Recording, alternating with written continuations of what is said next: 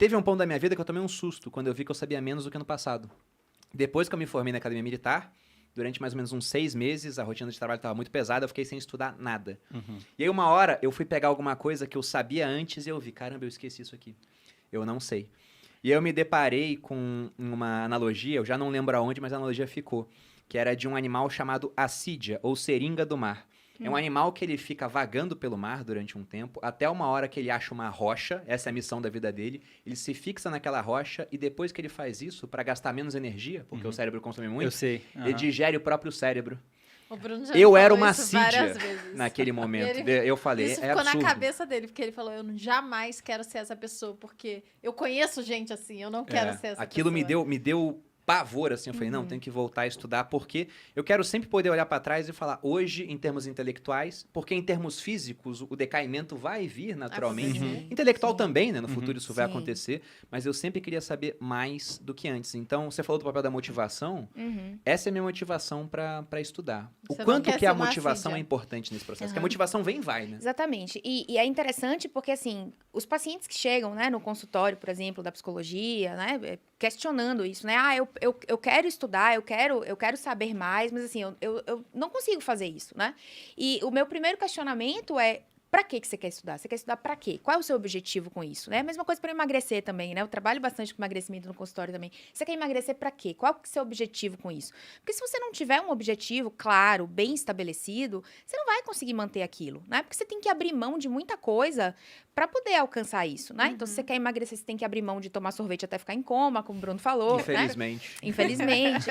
Se você quer estudar e ser mais inteligente, enfim, você tem que abrir mão de ir pro shopping com seus amigos, de ir pra festa todo final de semana, né? De, enfim, fazer outras coisas, de dormir, ficar deitado na cama assistindo série, né? Você, ao invés de ficar assistindo série o tempo todo, em algum momento você vai ter que ir pegar um livro, sentar, estudar, grifar, né? Reler, enfim. Então, isso é difícil, isso é cansativo. É muito mais fácil ser assídia, né? Que chega lá, gruda, come o próprio cérebro e fica lá, né, em estado vegetativo. É muito mais simples, óbvio que é, né? Então, fazer esse esforço contínuo, você só vai fazer se você tiver um motivo claro para isso, né? Se você disser assim, eu vou fazer isso aqui porque o meu objetivo é esse. Então, tá bom, visando esse objetivo, eu consigo, né?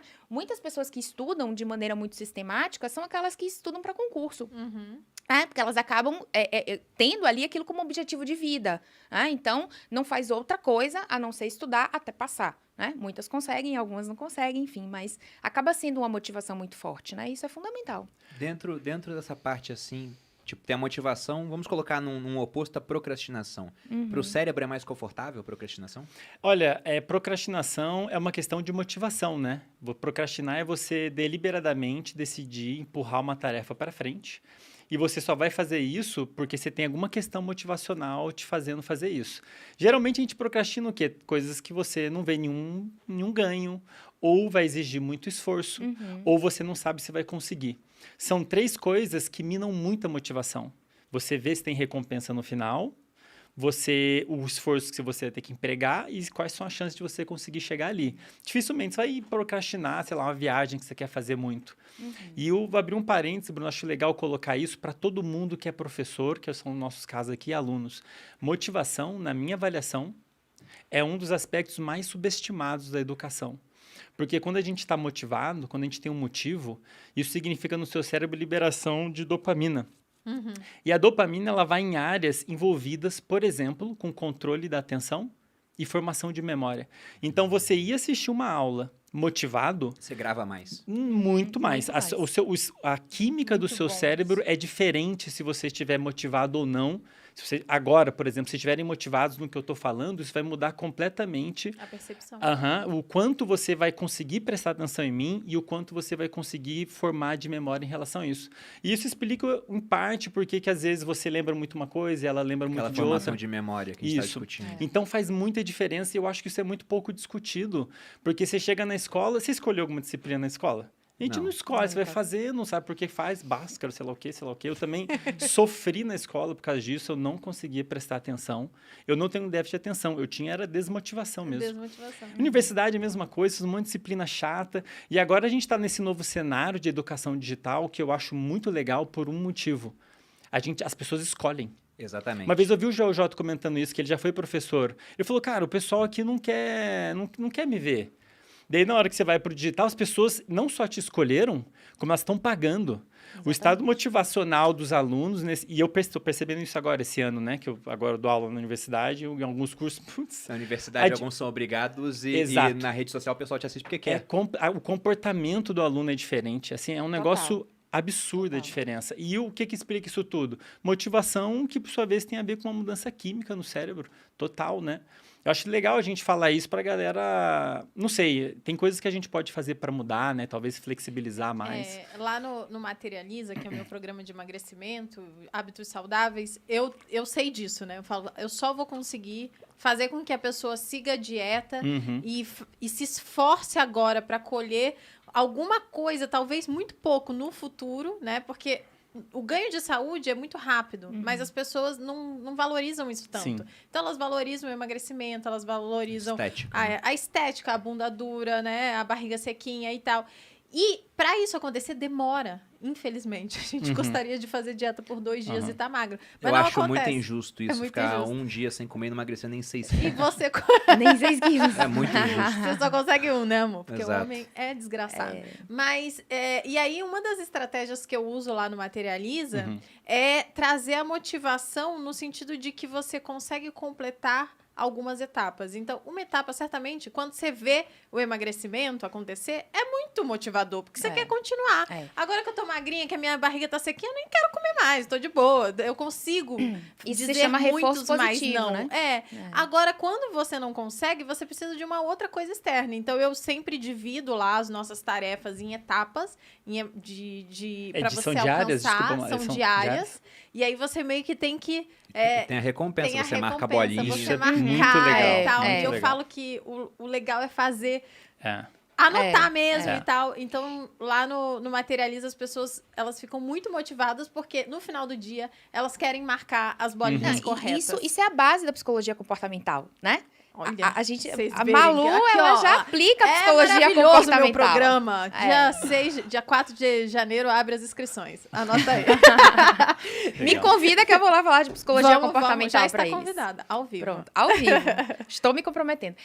Isso é a base da psicologia comportamental. Por quê? Porque se você quer atingir algum objetivo, né? A história lá do Pavlov, lá que começou, né? A psicologia comportamental começou com a experimentação em animais, Cão né? de Pavlov. Os cães, exatamente. Então, ele começou a parear os estímulos, né? Ele mostrava um pedaço de carne e tocava uma sineta.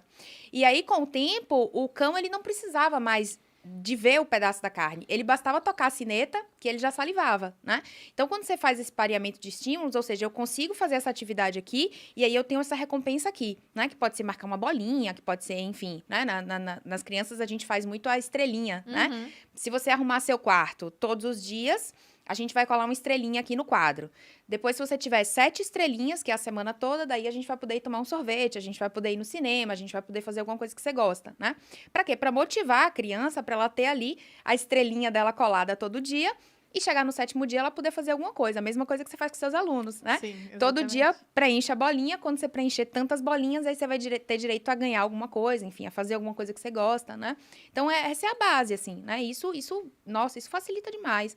Agora, em relação à procrastinação, Bruno, que você falou... em relação à procrastinação que você falou, assim, a gente tem um mecanismo da procrastinação, né? Porque eu tenho uma atividade, como o Andrei falou, né? Chata, ruim, que eu não gosto, burocrática, né? Que eu adio fazer. Então, na hora que eu sei, por exemplo, uma coisa que eu tenho muita dificuldade é imposto de renda. Todo ano eu perco o prazo. Eu queria que a gente adiasse pra sempre. Eu também Eu queria. queria. Mas, enfim, todo ano eu perco. Eu acho absurdo a Receita Federal saber mais da minha vida do que a Malu, por exemplo. É um absurdo. E não é porque eu escondo dela, é porque ela não faz questão de saber quanto de dividendo caiu na vírgula, entendeu? Mas a Receita quer. É. Então, eu sempre perco o prazo, né? E aí, o que acontece? Eu penso assim, falta 1 semana pra eu ter que fazer a declaração. Daí vem uma ansiedade, né? Eu começo a ficar ansiosa. Eu penso, ai meu Deus, eu tenho que fazer. E eu não tenho os papéis, eu não separei as coisas. E aí, quando eu decido. É zero, né? A recompensa é um problema. A recompensa é evitar dano. Evitar Ser dano, preso, sei exatamente. lá. Né? Essa é a E aí, recompensa. quando eu penso, mas ainda falta 1 semana, então eu posso fazer amanhã. Daí, o que acontece? Minha ansiedade diminui. E eu me sinto melhor, temporariamente. Ainda que eu saiba que o mecanismo final disso e o problema que isso vai me gerar se eu realmente não fizer é muito grave. Mas o nosso cérebro, ele quer a recompensa imediata, né? Então, esse é o ponto da procrastinação. Quando eu penso, não, eu posso fazer amanhã, eu não preciso fazer hoje, automaticamente eu me sinto melhor. A minha ansiedade diminui, né? Eu tava num pico de ansiedade, porque eu tinha que fazer aquilo e eu tenho que resolver e Mas aí, quando eu penso, não, amanhã eu faço. Aí, a minha ansiedade diminui e eu deixo pra pensar nisso amanhã de novo, né? Então, eu me sinto melhor. No caso. Eu me sinto melhor temporariamente ali.